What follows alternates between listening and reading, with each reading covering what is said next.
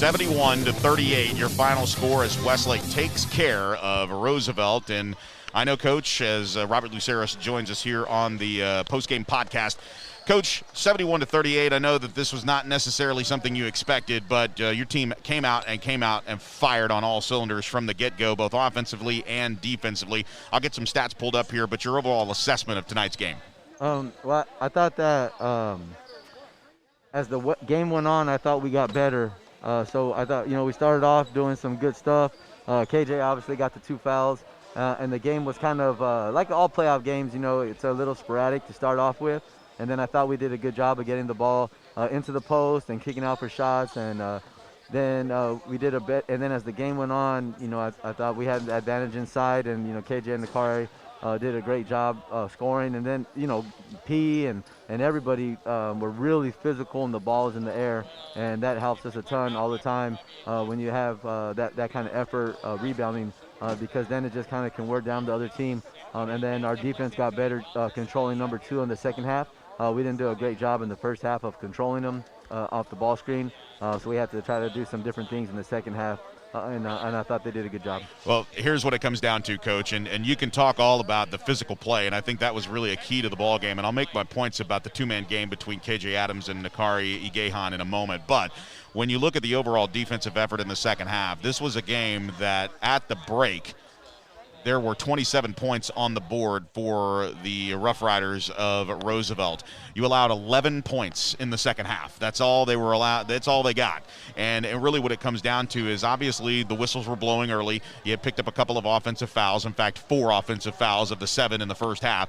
And one of the things that you saw was the team automatically refocused. I don't think anybody panicked. And I think that's something that we talk about quite some at different times during the course of the season, is what happens when some adversity comes your way. You saw an offensive foul against Moat. You saw 2 offensive fouls against KJ, and no one panicked, and everybody started to play their game. What was that like for you watching that on the bench, watching your team not panic and not having to be told not to panic? Well, I think it's just like you have some guys that have been through several seasons and a lot of playoff games, and then every we try to build on every game.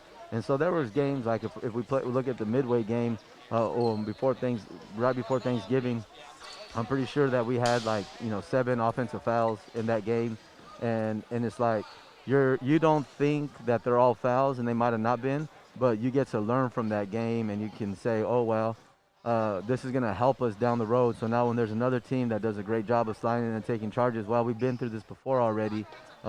We just got to make sure that we're hitting 2. So that way, and hitting the open man, so that way we don't get into foul trouble. And so I thought they did a good job adjusting. So we've talked about the stat that you and I both like to look at, the offensive glass and obviously rebounds and all. 13 boards for Roosevelt, only 1 of those on the offensive glass. For the Westlake Chaparrals, you had 31 rebounds, 7 of those offensively, 24 of those defense. You talked about being physical underneath the hoop, and we saw that again. And in the second half, it really seems like KJ Adams wants Nakari Igehan to be more physical down low. And it's weird to see a 2-man game happen between the bigs, but as the traffic kind of draws in on KJ, he is just absolutely determined to make Nakari Igehan a more physical player down low. And we saw it tonight, the 2-handed dunk, the 1-handed dunk by KJ. It really seemed like those two operate on a different level when they're in the ball game, and they know that they have the mismatch down low. Yeah, and it's just like what we do every day in practice. Nakari is hard to handle on the block. He has to go against P, who's going to never back down and is extremely physical. And so then P's getting Nakari ready for the game. KJ's played with, a big like Will, where he knows how to throw the high-low pass. Very similar to some of the teams we had in the past. But when you have the perimeter shooting like we do, they have to pick their poison if they want to double the team, the post, or if they want to stay attached to shooters. And so it's just an opportunity for us to make sure that we got the ball into the paint before we took threes. Despite the foul trouble for Jaden Greathouse, you really saw how his athleticism can really neutralize off the bench. And even when he's open, he's had the opportunity to drain 2 threes.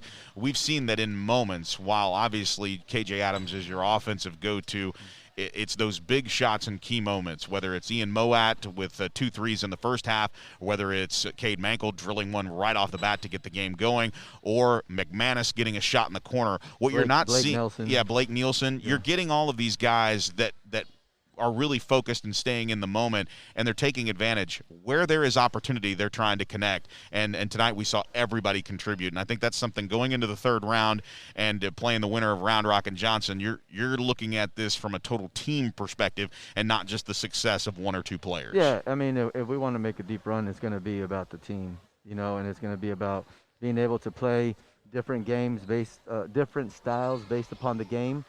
We're going to do try to control the style of play to a certain extent, but we want to be able to play up and down, or we want to be able to play half-court execution. We want to be able to play against a pressing team that gets up versus a zone team. So it really comes to like all the guys being able to contribute, because it's going to take all of us. One of the things with Mo, with his ankle still bothering him a little bit from the other night, then you get Jaden, who can handle the ball and allow Mo to release some of that pressure. Kay can play some point guard. We got Diego if we need to. So having those guys like Jaden, who can play point, but then also who can guard somebody, so that you're not wearing out one of the older guys, is really helpful for us. No doubt. And we take a look at Round Rock and Johnson. Do we have, I see you looking at your phone, do we have a final there just yet? Johnson's winning right now. With a couple minutes to go, Coach Blackshear's there scouting, but we're not sure the final. No doubt. So we'll make sure to the second that. Do we have a time and location for either just yet? We'll probably find out. It's going to be probably here at Hayes and Johnson, but we're not sure about San Antonio yet. No doubt, no doubt. He's Robert Lucero, the head men's basketball coach, and victorious here in the area championship, 71-38. Congratulations, Coach. We'll see you down the road in the third round of the playoffs.